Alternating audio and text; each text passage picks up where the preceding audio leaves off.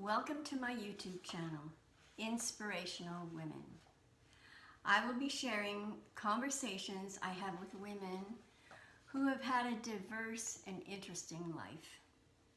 Those that have a positive attitude, who have overcome adversity, and are inspiring to other women while still enjoying their own life. My goal is for each interview or conversation, it's going to be more of a conversation than an interview, to be fun, informative, and above all, inspiring. Please let me know if you know anyone with these characteristics. Who am I, you ask? Well, let me tell you a bit about myself. I was born in Montreal and St. Mary's Hospital on October 17th, 1945. That makes me 75 years old. We moved, there was just me at the time. My sisters hadn't arrived on the scene yet. We moved to a small community called Lachine, west of Montreal, in a new community. Homes were just being built. Then my two sisters came along shortly after that. We had a typical middle-class family. We were not poor, we were not rich. We always had food on the table, clothes to wear. We went to church on Sundays. We played in the park, went skating in the winter, tobogganing, and we played outside till dark. I loved high school and the social experience that it provided. My mother was one of 7 children, and we had a very close extended family. We would go to their homes in a small town in Ontario every year in the summer, a 10-hour train ride.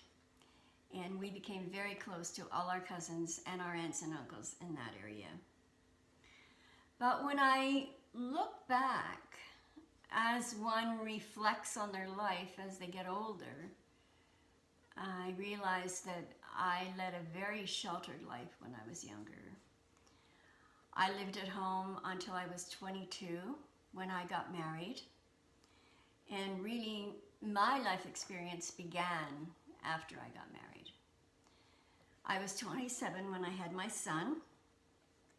We moved to Ontario, to a small town south of Ottawa, the nation's capital, when my son was young.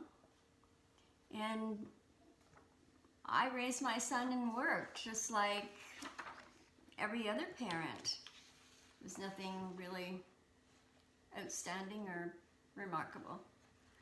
I worked for Bell Canada from the age of 18. I did not go to college. I have succeeded through pure determination and hard work on my part.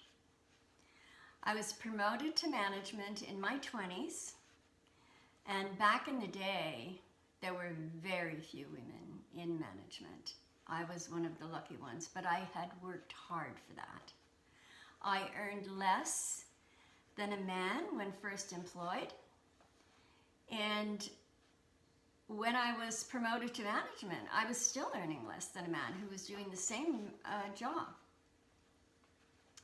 In the 70s, I was still working for Bell Canada, and I worked in a large data center. There was mainly all men on the computer room floor where I worked. Most of my experience in my working career, my several working careers, I have been employed in the tech industry in some way, shape, or form. But back then, the Me Too movement did not exist. You tolerated remarks or you just laughed them off, and that environment would never be tolerated today. When we moved to Ottawa in the 80s, I was still a project manager at that time, and I can't tell you how many documents, how many user manuals, technical manuals, letters, etc. that I've authored. And part of my job there was to give presentations to large groups of people. We had a huge auditorium which would seat 200 or 300 people. Also, when I was in Ottawa, I attended a presentation by a woman motivational speaker where I learned about creative visualization. This experience was life-altering for me. I then purchased a book, read up on the topic, and adopted those teachings of positive thinking and creative visualization. I had suffered from anxiety and panic attacks in my 20s and learned to cope through both counseling and medication. However, this way of thinking brought life into perspective for me. You are who you think you are.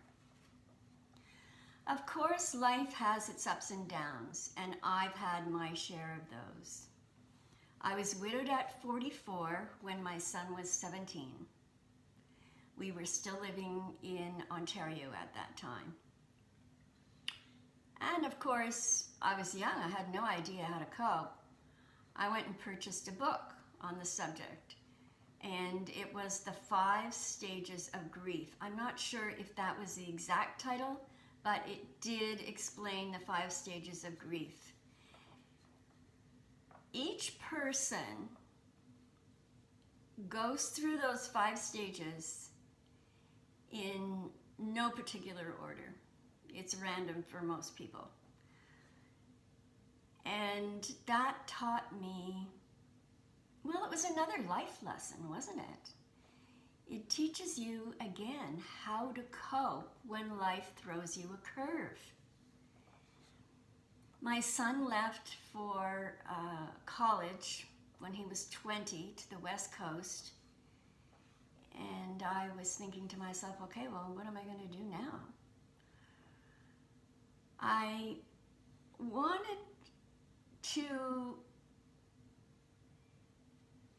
share my experience and also contribute in some way and make my life purposeful. I sought out a program that the Royal Ottawa Hospital in Ottawa had. It was, I became a big sister to a 6-year-old boy who did not really have a mother figure in his life. I did what any parent does with a child. Just simple things. We went on walks. We watched movies. We went to the zoo. When I traveled on the weekend, I brought him with me. He just did whatever I was doing.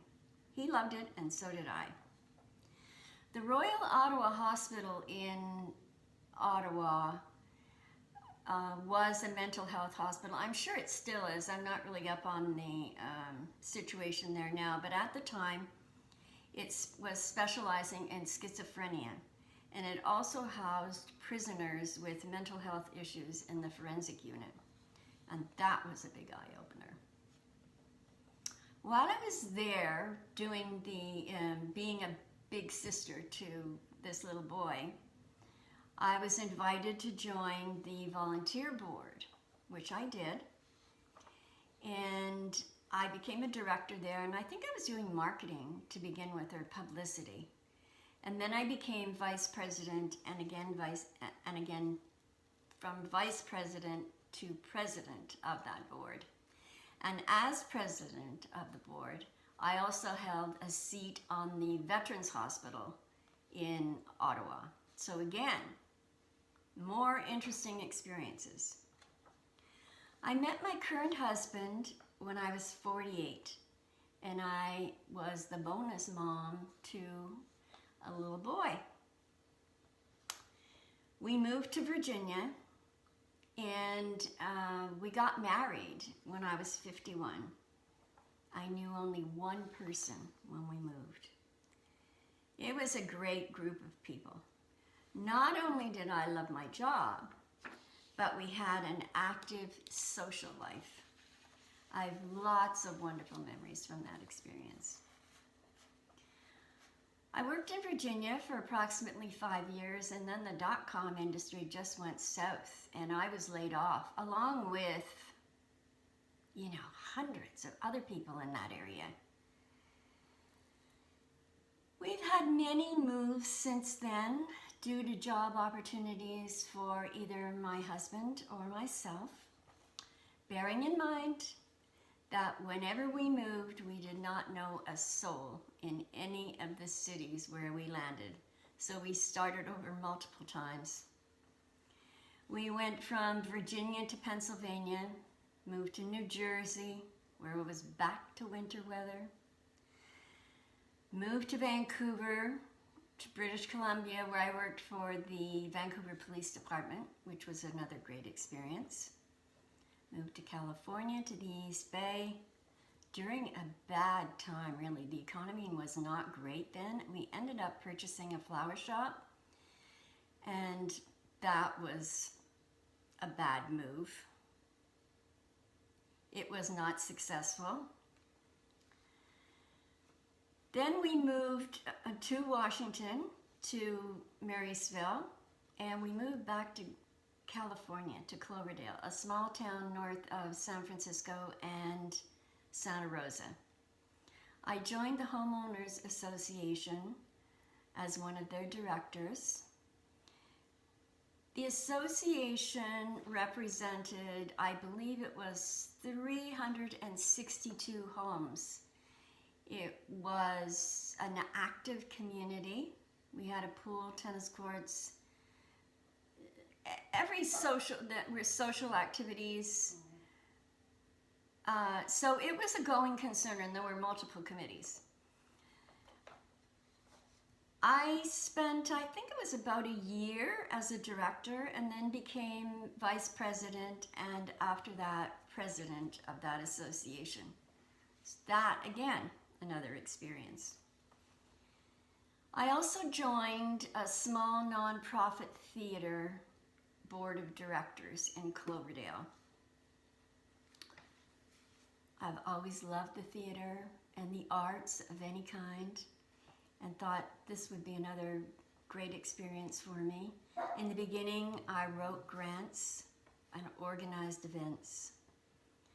Then I was invited to become the executive director, which I did. When we moved to Washington, of course, I could no longer be the social director, the executive director, and I took on the role of social media and marketing coordinator. And I am still doing that. I'm transitioning that role to another person now. So in between all these moves, we've traveled to Europe, South America, Caribbean, Mexico, and various parts of the United States and Canada, meeting interesting people. Travel is an education in itself, and it's taught me that we are all alike. We all want the same things for our family. We all want good health, education, and a happy life. Upon moving to Blaine in 2019 to the Birch Bay area, I kept asking myself, how am I going to become involved in the community? How will I make new friends, especially during a pandemic, and still contribute to the community?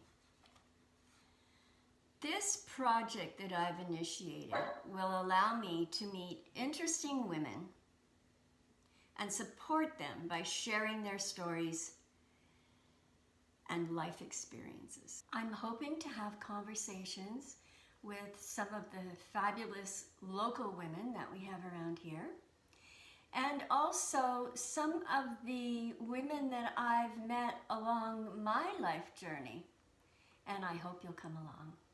I'm excited to get started, and hope to bring you along with me on this journey. Please subscribe to this YouTube channel and press the bell icon so that you can be notified whenever a new conversation is released.